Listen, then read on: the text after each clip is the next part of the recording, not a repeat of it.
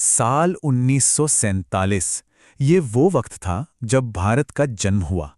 एक ऐसा पल जिसमें बेहिसाब उम्मीदें थी और साथ ही एक बहुत बड़ी त्रासदी भी। दशकों के संघर्ष के बाद आज़ादी का सपना तो सच हो रहा था, लेकिन उसी सांस में देश को बंटवारे का एक ऐसा दर्द भी झेलना पड़ रहा था जिसकी किसी ने कल्पना नहीं की थी। और ये जो तस्वीरें हैं ना, ये उस दौर की पूरी कहानी कह देती हैं। एक तरफ देखिए आज़ादी का जश्न, और दूसरी तरफ अपना सब कुछ छोड़कर जाने को मजबूर लोगों से खचाखच भरी ये ट्रेनें। ये एक ऐसे देश का जन्म था जो एक साथ आज़ादी का सपना भी जी रहा था और बंटवारे की हकीकत का सामना भी कर रहा था। महात्मा गांधी ने भी इस एहसास को बहुत सटीक शब्दों में बयां किया था। उन्होंने कहा, कल का दिन हमारे लिए खुशी का भी होगा और गम का भी। उनके ये शब्द आज़ादी के उस गहरे विरोधाभास को दिखाते हैं, जहां एक तरफ स्वतंत्रता की खुशी थी तो दूसरी तरफ लाखों लोगों के उजड़ने और हिंसा का गहरा दुख। तो चलिए इस पूरे माहौल को थोड़ा और गहराई से समझते हैं। 14-15 अगस्त की वो ऐतिहासिक आधी रात, भारत के पहले प्रधानमंत्री जवाहरलाल नेहरू अपना मशहूर भाषण दे रहे थे, ट्रिस्ट विद डेस्टिनी। और उस भाषण में उन्होंने देश से दो बहुत बड़े वादे किए। और यही दो वादे थे नए भारत के बुनियाद। पहला, देश एक लोकतांत्रिक तरीके से चलेगा, और दूसरा, सरकार सबके भले के लिए काम करेगी, खासकर गरीबों और हाशिए पर खड़े लोगों के लिए। पर ये वादे जितने ऊंचे थे, इनकी राह में खड़ी सच्चाइयां उतनी ही कड़वी थीं। क्योंकि आज़ादी के साथ ही हमें मिला विभाजन का एक ऐसा जख्म जो शायद आज तक पूरी तरह भर नहीं पाया है। ये एक ऐसी ट्रेजेडी थी जिसने हमारे समाज और सियासत पर हमेशा के लिए अपनी छाप छोड़ दी। तो ये बंटवारा हुआ क्यों? इसके पीछे थी टू नेशन थियरी। ये मुस्लिम लीग का विचार था। उनका मानना था कि भारत किसी एक कौम का देश नहीं है, बल्कि हिंदू और मुसलमान दो अलग अलग कौमों यानी राष्ट्रों का देश है। और इसी आधार पर उन्होंने मुसलमानों के लिए एक अलग मुल्क यानी पाकिस्तान की मांग की। अब देखिए, ये तो एक सियासी फैसला था, लेकिन इसका जो असर इंसानों पर पड़ा वो भयानक था। ये इतिहास के सबसे बड़े, सबसे जल्दबाजी में किए गए और सबसे बुरे तरीके से मैनेज किए गए पॉपुलेशन ट्रांसफर्स में से एक था। सच तो ये है कि किसी को अंदाजा ही नहीं था कि आगे क्या कहर बरसने वाला है। सोचिए जरा, करीब 80 लाख लोग, 80 लाख लोगों को रातों रात अपना घर बार, अपनी जमीन, सब कुछ छोड़कर एक अनजान सरहद के पार जाना पड़ा। ये सिर्फ एक आंकड़ा नहीं है, ये 80 लाख बिखरे हुए परिवारों की दर्द भरी कहानियां हैं। और ये सिर्फ विस्थापन नहीं था, इसके साथ आई थी भयानक हिंसा। एक अंदाजे के मुताबिक करीब 5 से 10 लाख लोग इस हिंसा में मारे गए। सरहद के दोनों तरफ नफरत और वहशीपन का ऐसा मंजर था जिसे भुला पाना नामुमकिन है। उस दौर के दर्द को महान शायर फैज़ अहमद फैज़ ने अपनी नज़्म सुबह आज़ादी में कुछ यूं बयां किया।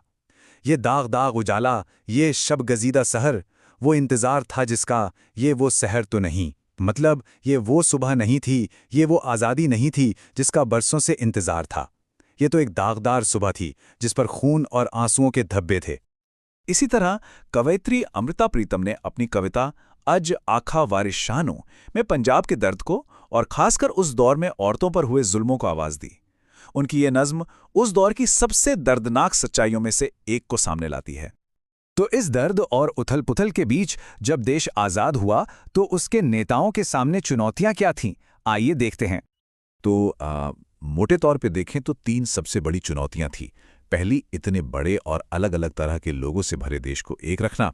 दूसरी, यहाँ लोकतंत्र यानी डेमोक्रेसी को स्थापित करना। और तीसरी, ऐसा विकास करना जो समाज के हर तबके तक पहुंचे। अब ये सिर्फ चुनौतियां नहीं थीं, ये बहुत बुनियादी सवाल थे। जैसे, क्या भारत जहां इतनी भाषाएं हैं, इतने धर्म हैं, इतनी संस्कृतियां हैं, क्या वो एक देश बना रह पाएगा? दूसरा सवाल, क्या यहाँ लोकतंत्र कामयाब हो पाएगा? क्योंकि उस वक्त दुनिया मानती थी कि इतने गरीब और काफ़ी हद तक अनपढ़ देश में डेमोक्रेसी चल ही नहीं सकती। और तीसरा, क्या ये नया देश करोड़ों लोगों को गरीबी से बाहर निकाल पाएगा और सबकी भलाई सुनिश्चित कर पाएगा? और मज़े की बात यह है कि ये तीनों चुनौतियां आपस में गहराई से जुड़ी हुई थीं। राष्ट्रीय एकता के बिना लोकतंत्र मुमकिन नहीं था, और एक लोकतांत्रिक सरकार के बिना सबके विकास का लक्ष्य हासिल करना नामुमकिन था। तो इन सब में से जो पहली और शायद सबसे बड़ी चुनौती थी, वो थी देश को एक बनाए रखने की। क्योंकि बंटवारे ने देश के वजूद पर ही एक बड़ा सवालिया निशान लगा दिया था। और ये काम कितना बड़ा था इसका अंदाज़ा इस बात से लगाइए, ब्रिटिश इंडिया के अलावा यहाँ 565 रजवाड़े या रियासतें थीं। अंग्रेज़ों ने उन्हें आज़ादी दे दी थी कि वो चाहें तो भारत में मिलें, पाकिस्तान में मिलें या फिर अपना अलग ही देश बना लें। सोचिए, इससे तो देश के सैकड़ों टुकड़े हो सकते थे। हालात कितने गंभीर थे, ये सरदार पटेल के इस एक बयान से साफ हो जाता है। उन्होंने रियासतों के राजाओं को सीधी और साफ चेतावनी दी थी कि अगर हम साथ नहीं आए तो पूरा देश अराजकता और बर्बादी में डूब जाएगा। और इस नामुमकिन से लगने वाले काम को मुमकिन बनाया सरदार वल्लभ भाई पटेल ने। उन्होंने अपनी सूझबूझ और दृढ़ इच्छा शक्ति से एक एक करके इन 565 रियासतों को भारत का हिस्सा बनाया। ये जो राजनीतिक एकीकरण था, यही वो बुनियाद बनी जिस पर आगे चलकर लोकतंत्र और विकास की इमारत खड़ी होनी थी। तो इन शुरुआती मुश्किलों और संघर्षों ने आने वाले भारत की नींव कैसे रखी, चलिए देखते हैं। देखिए, चारों तरफ इतनी उथल-पुथल थी, लेकिन फिर भी जो नया देश बना था उसके नज़रें भविष्य पर थीं। ये 1950 का एक डाक टिकट है जो खेती में आत्मनिर्भरता और देश की खुशहाली की उम्मीद को दिखाता है। ये इस बात का सबूत है कि इतनी मुश्किलों के बावजूद सबके विकास का जो सपना था, यानी वो जो तीसरी बड़ी चुनौती थी, उसे पूरा करने का इरादा बहुत मजबूत था। और ये हमें एक बहुत बड़े सवाल पर लाके छोड़ता है। 1947 की उन चुनौतियों ने, वो बंटवारे का दर्द, देश को एक करने की लड़ाई और लोकतंत्र और विकास के वादे, इन सब ने मिलकर आज के भारत को वो शक्ल दी है जिसमें हम रहते हैं। ये एक ऐसी विरासत है जो कल भी हमारे साथ थी और आज भी है।